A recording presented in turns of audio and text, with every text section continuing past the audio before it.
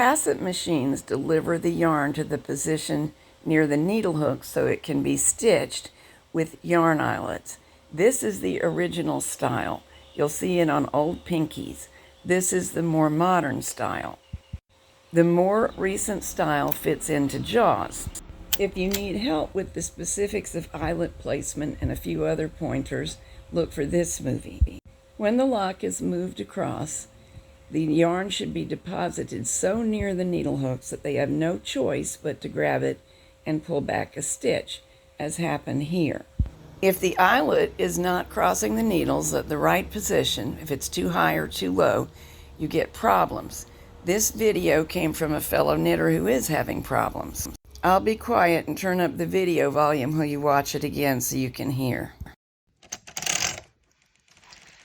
This is my lock turned upside down so you can see it. Here is the eyelet. This one is extending towards us, which would be down towards the needle bed in use, the correct amount.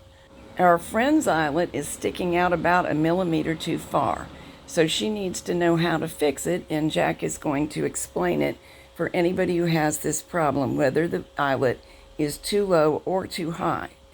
First, remove the brush. It's just 3 screws, and it's just in the way of your view. There are now 4 screws that need to be removed, but Jack said for me to make a note. When he shows you taking off the circlip, it would be better to do that first and then the 4 screws. That's because it takes some pressure against something to slide the circlip off, and while the 4 screws we just removed were in position, they would have held the pressure a little bit better. So now he's having to do it with counter pressure from his hands. Now the whole jaw unit will come off and we can actually make the adjustment we need. This nut and this nut need to come off, and if you'll notice, there's a little bit of red, looks like fingernail polish, it's actually paint, on that nut, and that was put on to show that someone calibrated the distance properly for this machine, and they put that piece of paint on there so they know if you took the nuts off. So it's a secret mechanic code. Right. Well, it's a warranty code. But look at the distance here. You can see how far the screwdriver goes between this surface and this surface right there. That's what sets the distance for the eyelet from top to bottom. See, it only travels in this slot. That's the only place it can travel. See, it's fixed right there. It rides this edge, and that edge changes according to this distance right here. So if you hold a screwdriver here and you take these nuts off on the inside, you will find that there's a stack of washers. See, here's a spacer right there. That's a spacer plate right there. Okay, so it is setting this distance, and if the camera can look right in there. Aha, I see what you mean. But what you're seeing is a stack of washers equal to this spacer distance and a little more.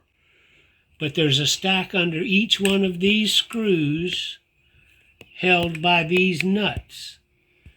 So when you take... So to adjust it, right. I'm a novice, so I would take off these nuts, right, which will release the top part. Right. And when I lift the screw out, I'll see the stack. And to raise up the nozzle, would I remove one spacer on each side? Yes. Well, yes. But if my yarn wasn't dropping close enough to the needles, I would look for an additional spacer to add to the stack. That's right. Any machinery washer will do. But if you take them out, and I have, you'll see that they're calibrated. There's probably one thick one and 1 or 2 thin ones. But that's what the mark right here is telling you. That paint says that someone measured the critical distance and put washers in to set that distance. Where does a person buy machinery washers? I have noticed when I buy the ones simply intended to make a screw secure in a hole, they're not necessarily of consistent thickness. I would suggest Fastenal or Granger. And there's a Granger near you. You just don't know it's there because they're industrial suppliers. Here's what I would do. I would hold that like so that you've got the head of the screw trapped, and then find a socket that matches that. It looks like a 10 millimeter, 9 maybe. It's going to be metric. And loosen that, then lay it down to take these nuts off. Eyeballing it, my personal guess is 8 or 9, not 10. Right. But take these nuts off after having held the screw slot enough to back them off. Then with it laying down, you can lift this up and see the stack of washers that are underneath it.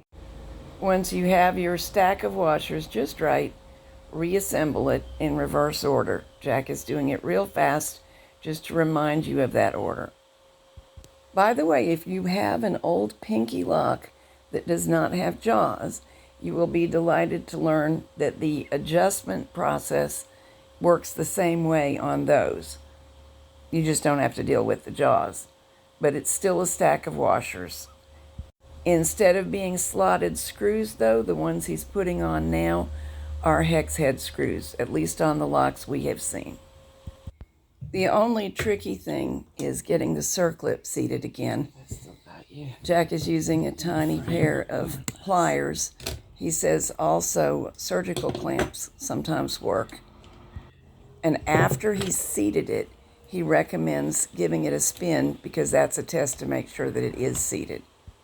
Testing to make sure the jaws go back and forth, reinstalling the brush, and we should be good to go.